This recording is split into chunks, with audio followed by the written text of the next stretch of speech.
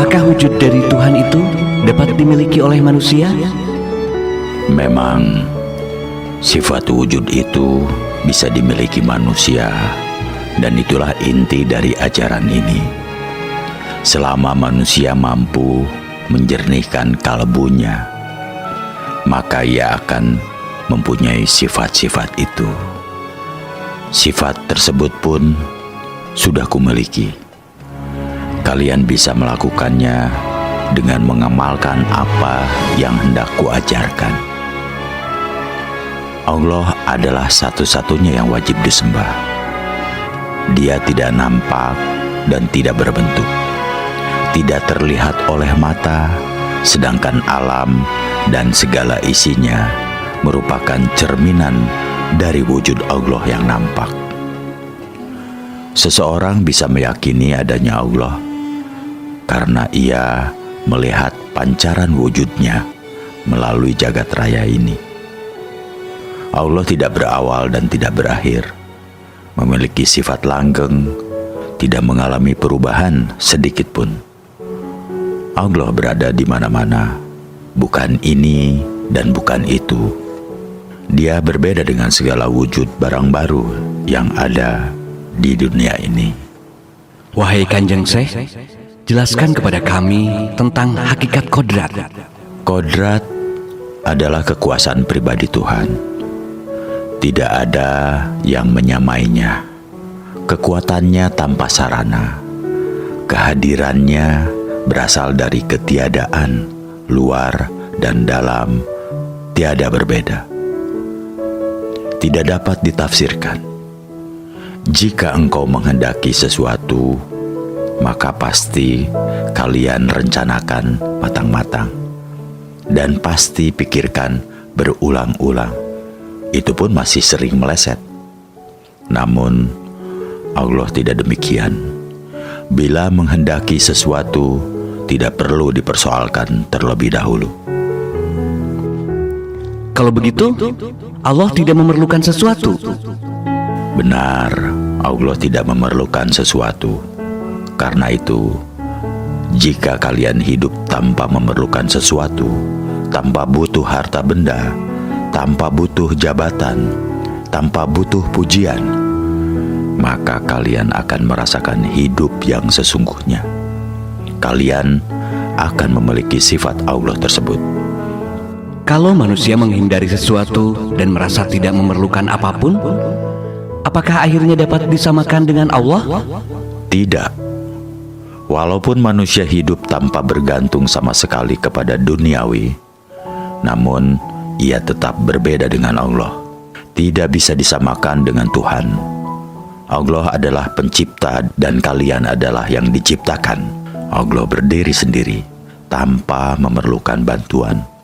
Hidupnya tanpa ruh, tidak merasa sakit dan kesedihan. Allah muncul sekehendaknya. Jika Allah berkehendak, maka apakah kehendak seseorang itu karena kemauan Allah? Untuk sampai pada jawaban itu, harus membedakan seseorang. Manusia itu dibedakan menjadi beberapa tingkatan. Ada yang awam, ada yang khawas. Orang awam hanya beribadah secara syariat, tanpa dapat memelihara kolbu. Maka ia masih jauh bisa berhubungan dengan Allah. Sedangkan orang-orang khawas, termasuk para nabi, rasul, dan wali Allah, mereka beribadah secara utuh, bahkan sampai pula pada tingkatan hakikat. Kalau kalbunya sudah bersih dari duniawi dan menyatu dengan cahaya ilahi, maka kehendak kemauannya itu berasal dari Allah. Perbuatannya adalah perbuatan Allah. Maka jangan heran jika ada orang yang diberi karomah sehingga segala ucapannya menjadi bertuah. Kalau begitu, ibadahnya orang yang sudah khawas itu merupakan kehendak Allah? Benar, mereka mempunyai kejernihan akal budi, memiliki kebersihan jiwa dan ilmu. Sholat 5 waktu dan berzikir merupakan kehendak yang sangat dalam, bukan kehendak nafsunya. Namun kehendak Allah, semangatnya sedemikian besar. Mereka sholat tidak mengharapkan pahala, tetapi merupakan suatu kewajiban diri dan pengabdian.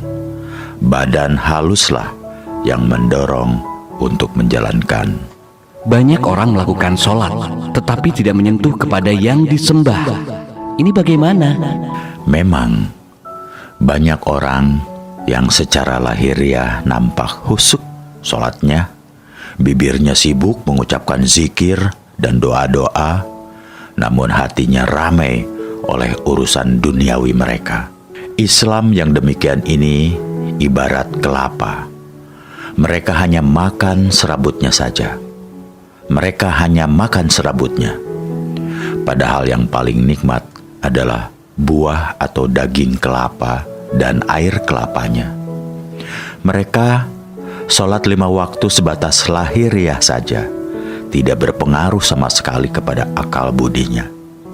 Padahal sholat itu diharapkan dapat mencegah keji dan munkar, namun mereka tidak mampu melakukannya dalam kehidupan sehari-hari. Kalaupun hakikat sholatnya itu membekas pada budinya, itu pun hanya sedikit. Buat apa sholat 5 waktu jika perangainya buruk? Masih suka mencuri dan berbohong? Untuk apa bibir lelah berzikir menyebut asma Allah jika masih berwatak suka mengingkari asma? Kadang-kadang pula mereka berharap pahala. Sholatnya saja belum tentu dihargai oleh Allah, tetapi buru-buru meminta balasan. Aneh. Wahai Syekh, ada hadis Rasulullah yang menyebutkan bahwa amal hamba yang pertama kali diperhitungkan adalah sembahyang. Jika sembahyangnya baik, maka semua dianggap baik. Ini bagaimana? Itu perlu ditafsirkan. Tidak boleh dipahami secara dangkal makna dari hadis tersebut. Hadis itu mengandung logika sebagai berikut. Orang yang tekun mengerjakan sholat dengan sempurna, maka perilaku, budi pekerti, dan kalbunya juga harus terpengaruh menjadi baik. Karena sholat yang dilakukan dengan jiwa yang bersih akan berpengaruh pula bagi cabang kehidupan lainnya. Dan sebaliknya, hadis itu tidak berlaku bagi orang yang tekun mengerjakan sholat, tetapi hatinya masih kotor. Tersimpan keinginan-keinginan nafsu, misalnya ingin dipuji orang lain, terdapat ujub dan sombong, serta budinya menyimpang dan menabrak tatanan yang dilarang. Apakah ada tuntunan mengenai pakaian seseorang yang sedang melakukan sembahyang? Sesungguhnya aku, Syekh Siti Jenar, tidak sependapat jika ada orang yang mengenakan pakaian gamis dan meniru-niru pakaian orang Arab dalam melakukan sholat. Jika selesai sholat, jubah atau gamis itu dilepaskan, sedangkan sholat orang tersebut tidaklah menyentuh hatinya. Meskipun berlama-lama merunduk di masjid, namun masih mencintai duniawi. Sholat yang pakaiannya kedombrangan, merunduk di masjid berlama-lama sampai lupa anak istri, sedangkan dia masih mencintai duniawi dan mengumbar nafsu manusiawinya. Bahkan dalam kehidupan sehari-hari, ia seringkali menyusahkan orang lain. Maka orang yang demikian itu tidak terpengaruh oleh sholat yang dilakukan. Biasanya tipe orang seperti itu sibuk menghitung pahala. Dia sangat keliru dan bodoh. Pahala yang masih jauh tetapi diperhitungkan, sungguh sedikit pun tidak akan dapat dicapainya. Zat yang luhur dan sejati itu sesungguhnya siapa, wahai Syekh? Gusti Allah adalah zat yang tinggi dan terhormat. Ia memiliki 20 sifat. Semua timbul atas kehendaknya. Ia mampu mencurahkan ilmu kebesaran, kesampurnaan, kebaikan, keramahan, kekebalan dalam segala bentuk. Memerintah umat, dapat muncul di segala tempat, dan sakti sekali. Aku, Syekh Siti Jenar, merasa wajib dan menuruti kehendaknya sebagaimana ajaran Jabariyah, dengan sesungguhnya dan konsekuen. Selalu kuat cita-citanya, kokoh tidak tergoyahkan terhadap sesuatu yang tidak suci, berpegang teguh kepadanya selama hidup. tidak akan menyembah terhadap ciptaannya, baik dalam wujud maupun dalam pengertian. Mengapa Kanjeng Syekh dianggap oleh para wali sebagai wali murtad? Karena ajaranku tidak mudah dipahami orang awam. Bagaimana ajaran Kanjeng Syekh yang dianggap sesat? Aku adalah penjelmaan dari zat luhur yang memiliki semangat, sakti, dan kekal akan kematian. Dengan hilangnya dunia, Gusti Allah telah memberi kekuasaan kepadaku, dapat manunggal dengannya, dapat langgeng, mengembara melebihi kecepatan peluru. Bukannya akal, bukannya nyawa, bukan penghidupan yang tanpa penjelasan dari mana asalnya dan kemana tujuannya. Apa hubungannya antara Kanjeng Syekh Siti Jenar dengan Allah yang kau sebut sebagai zat sejati? Zat yang sejati menguasai wujud penampilanku karena kehendaknya. Maka wajarlah jika aku tidak mendapat kesulitan. Aku bisa berkelana kemana-mana, tidak merasa haus dan lelah, tanpa sakit dan lapar, karena ilmu kelepasan diri tanpa suatu daya kekuatan. Semua itu disebabkan jiwaku tiada bandingannya. Secara lahiriah memang tidak berbuat sesuatu, tetapi tiba-tiba sudah berada di tempat lain. Gusti Kang Murbeng dumadi, Allah yang kuikuti, kutaati siang malam, yang kuturut segala perintahnya. Tiada menyembah Tuhan lain kecuali setia terhadap suara hati nuraniku. Allah Maha Suci. Wahai Syekh, jelaskan apa yang dimaksud bahwa Allah itu Maha Suci? Allah Maha Suci itu hanyalah sebatas istilah saja, merupakan nama saja. Sebenarnya hal itu dapat disamakan dengan bentuk penampilanku. Jika kalian melihatku, maka nampak dari luar sebagai warangka, sebagai kerangka. Sedangkan di dalamnya adalah kerisnya, intinya yang agung, yang tidak ada bedanya dengan kerangka. Tuhan itu wujud yang tidak dapat dilihat dengan mata, tetapi dilambangkan seperti bintang yang bersinar cemerlang. Sifat-sifatnya berwujud, samar-samar bisa dilihat, warnanya indah sekali seperti cahaya. Di manakah Tuhan berada? Kami membayangkan Dia ada di langit ketujuh dan bersemayam di atas singgasana layaknya raja. Itu salah besar. Itu kebodohan. Sesungguhnya Tuhan tidak berada di langit ketujuh dan tidak bertahta di singgasana atau arsi atau kursi.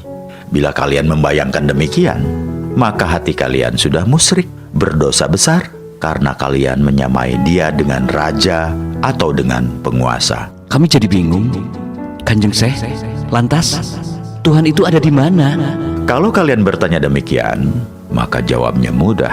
Gusti Allah itu tidak kemana-mana, tetapi ada di mana-mana. Kami semakin tak mengerti. Bisakah Kanjeng Syekh memberikan penjelasan yang lebih gamblang? Gusti Allah itu berada pada zat yang tempatnya tidak jauh. Dia bersemayam di dalam tubuh kita, tetapi hanya orang yang kowas, orang yang terpilih dapat melihat. Tentunya dengan mata batin, hanya mereka yang dapat merasakannya. Apakah Allah itu berupa roh atau sukma? Bukan roh dan bukan sukma. Allah adalah wujud yang tidak dapat dilihat oleh mata, tetapi dilambangkan seperti bintang-bintang bersinar cemerlang. Sudah kukatakan tadi, warnanya indah sekali. Ia memiliki 20 sifat, seperti sifat ada, tidak berawal, tidak berakhir, berbeda dengan barang-barang yang baru, hidup sendiri, tidak memerlukan bantuan dari sesuatu, berkuasa, berkehendak, mendengar, melihat, berilmu, hidup, dan berbicara. Sifat Gusti Allah yang 20 itu terkumpul menjadi satu wujud mutlak yang disebut dengan zat. Sifat 20 itu juga menjelma pada diriku. Karena itu aku yakin tidak akan mengalami sakit dan sehat.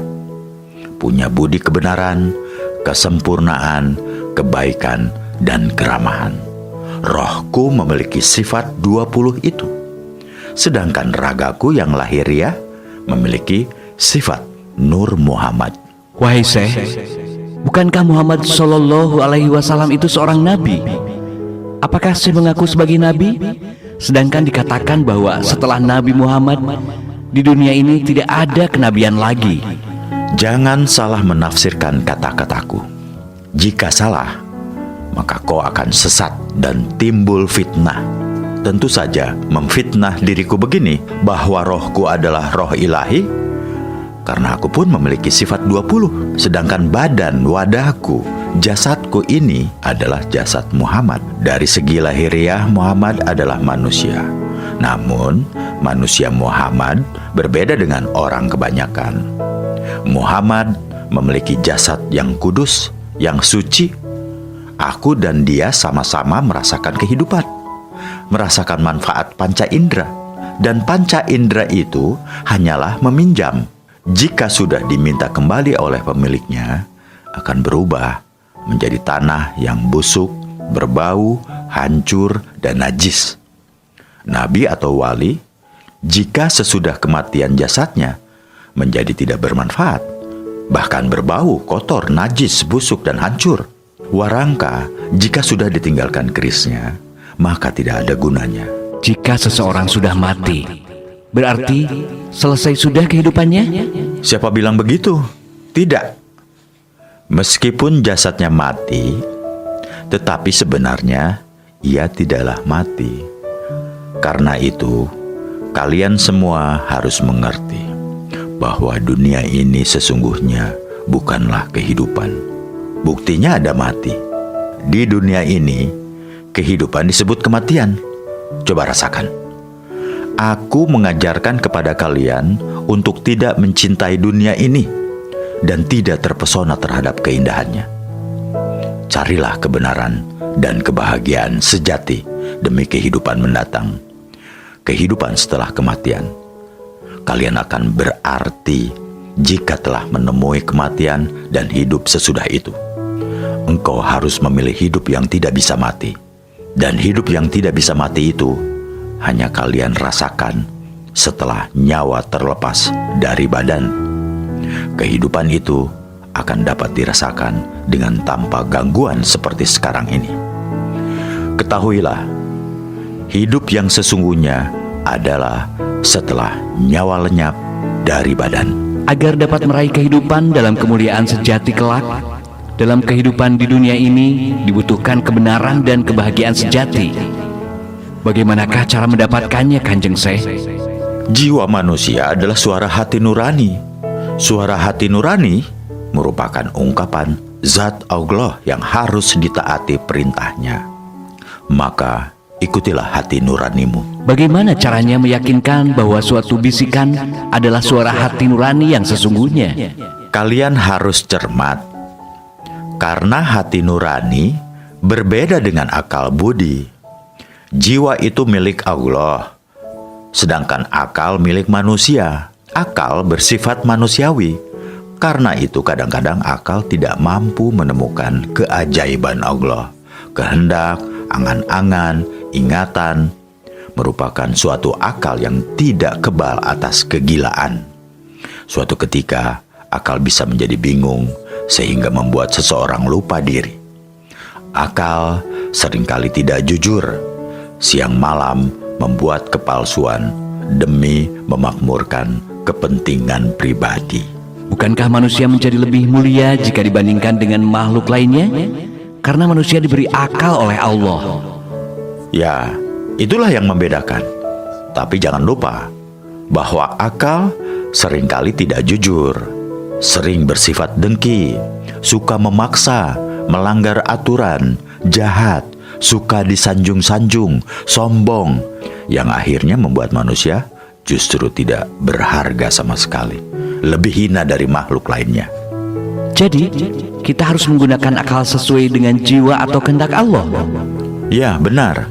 Jika seseorang mampu mengendalikan akalnya dengan ajaran Allah, dengan kebenaran, dan dengan jiwa yang bersih, maka ia bermanfaat, menjadikan diri lebih mulia. Apa yang menghalangi seseorang sehingga gagal dalam menempuh manunggaling kaula Gusti? Jangan mementingkan kehidupan duniawi, karena kehidupan duniawi yang kalian jalani penuh kotoran. Akal kalian mudah tercemar dengan kotoran sifat dan mudah dikuasai oleh nafsu, sehingga menghalangi kalian untuk bisa menuju pada tahap manunggaling kaula Gusti. Di dunia ini ada yang cantik, tampan, dan gagah. Bagaimana kedudukan orang-orang tersebut jika kelak telah terlepas rohnya? Kalian jangan mencintai dan mengagumi bentuk yang cantik, tampan, atau gagah. Karena sebenarnya badan, wadah, atau jasad laksana sangkar yang mengurung jiwa. Badan wadah merupakan beban yang memberatkan dan menyakitkan roh kalian. Wahai Syekh, benarkah sesudah kematian ada surga dan neraka? Para wali memang mengajarkan demikian. Inilah ajaran yang justru menurutku menyesatkan karena terlalu dangkal. Para wali hanya mengajarkan serabut atau kulitnya, tidak sampai pada isinya, tidak sampai pada hakikat yang sebenarnya. Para wali mengajarkan bahwa surga dan neraka hanya dijumpai kelak setelah kiamat, adanya di akhirat, dan orang-orang awam menelan mentah-mentah keterangan itu. Siksa kubur hanya dijumpai dan dirasakan badan wadah ketika ditanam di kuburan. Para wali memang bertujuan baik, tetapi diputus sampai di situ. Mereka enggan menjelaskan lebih dalam dan lebih sampai pada makna yang hakiki. Kalau menurut saya bagaimana nih? Begini, untuk menemui dan merasakan surga dan neraka, maka seseorang tidak harus menunggu sampai mati atau sampai datangnya kiamat. Di dunia ini saja kita sudah dapat merasakan surga dan siksa neraka. Karena sesungguhnya surga dan neraka itu berada di dalam jiwa kalian, berada di dalam jiwa setiap manusia yang bernafas. Jika jiwa manusia telah bersih dari gangguan hawa nafsu dan dapat menyatu dengan Gusti Allah, maka di dunia ini ia akan merasakan suatu kenikmatan surga. Jika budi kalian misalnya menolong orang lemah, lalu hati menjadi ikhlas dan puas, maka itulah yang disebut surga. Sedangkan neraka, perwujudannya adalah jika hawa nafsu telah menguasai diri seseorang, kemudian jiwanya meronta dan merasa bersalah, maka dia tentu tersiksa. Ia tidak bisa tidur, gelisah pikirannya, sedih, dan bermacam-macam rasa tidak enak. Itulah yang dinamakan neraka. Jadi, surga dan neraka di akhirat tidak berlaku? Maksud kami, tidak ada. Surga dan neraka di hari kiamat, di akhirat kelak, sudah diterangkan dalam Al-Quran. Itu perkara gaib dan erat kaitannya dengan iman. Kalian harus meyakininya. Untuk apa meyakini? Bukankah jika di dunia berbudi baik dan beriman kepada Allah sudah merasakan surga? Sedangkan surga dan neraka di akhirat hanyalah bersifat menakut-nakuti manusia agar tidak berbuat buruk. Pendapatmu memang cerdas dan kritis, namun kalian tidak usah mempertanyakan apakah kelak di akhirat ada surga dan neraka. Itu urusan Gusti Allah. Kalian harus meyakini, karena meyakini hari akhir merupakan rukun iman. Sekali lagi, untuk mendapatkan surga pun kalian tidak perlu menunggu datangnya hari akhir. Meskipun seseorang sholat 1000 kali setiap hari, toh akhirnya mati juga. Walaupun badanmu kau tutupi dengan kain surban dan jubah, namun akhirnya menjadi debu juga. Maka jiwalah yang paling penting. Jika keadaan jiwa seperti Tuhan, maka surga akan didapatkannya. Kenikmatan luar biasa akan dirasakan. Wahai Syekh, sesungguhnya yang menjadi pikiranku adalah, sebelum ada dunia ini, apakah sudah ada dunia lainnya? Atau setelah kiamat, apakah Tuhan membuat dunia baru lagi seperti sekarang? Sebelum dunia ada, apakah ada dunia lain? itu hanya Allah yang tahu. Tetapi sekarang kita berada di dunia ini, menempati ruang dan waktu. Dunia ini asalnya adalah baru, kemudian mengalami kerusakan, dan kelak akhirnya menjadi hancur, lenyap, tidak berharga. Setelah kiamat, apakah Tuhan membuat dunia baru untuk kedua kalinya? Tidak. Wahai Syekh, kalau begitu, dunia erat kaitannya dengan raga kita, sedangkan jiwa erat kaitannya dengan alam akhirat. Benar. Dunia itu erat kaitannya dengan raga. Raga mempunyai sifat seperti alam semesta, yang semula baru kemudian rusak.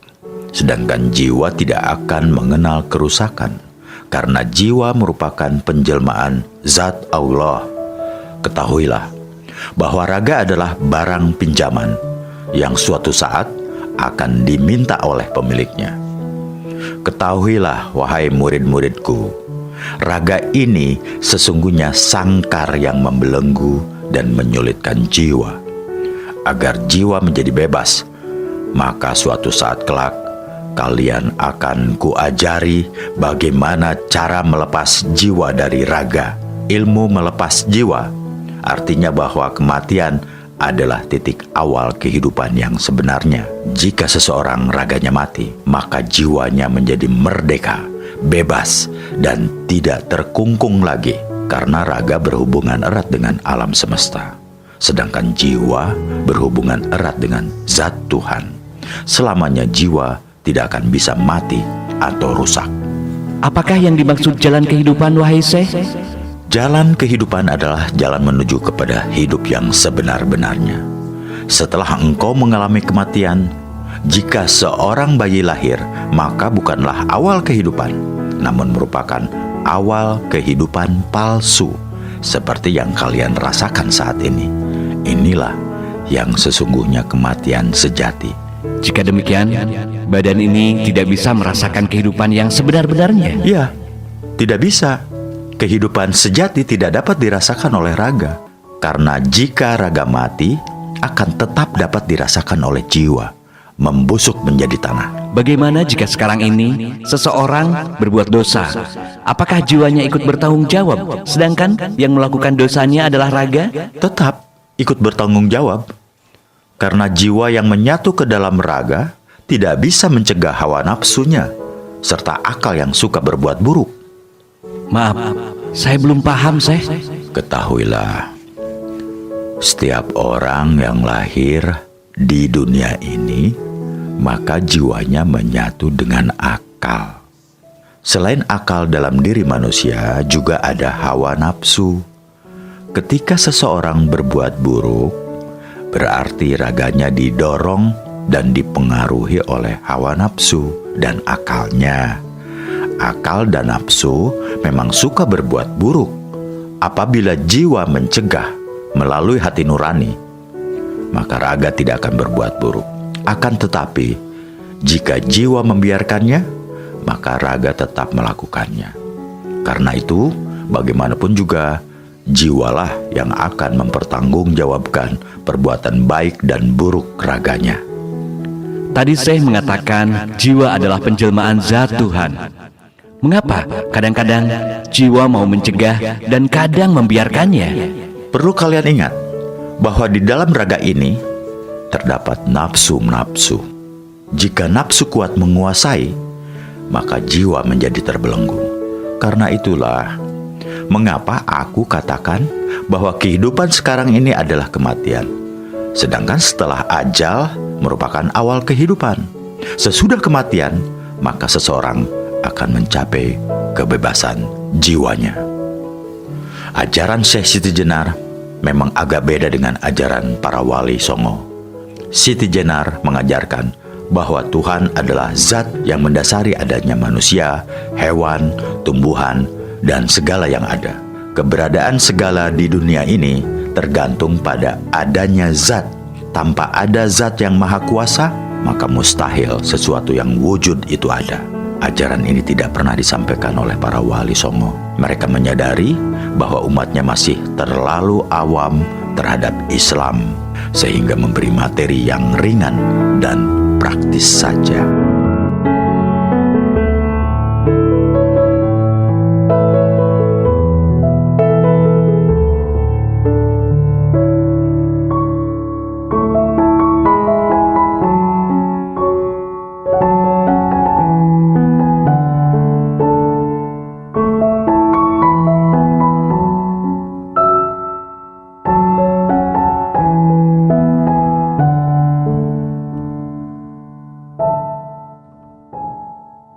Thank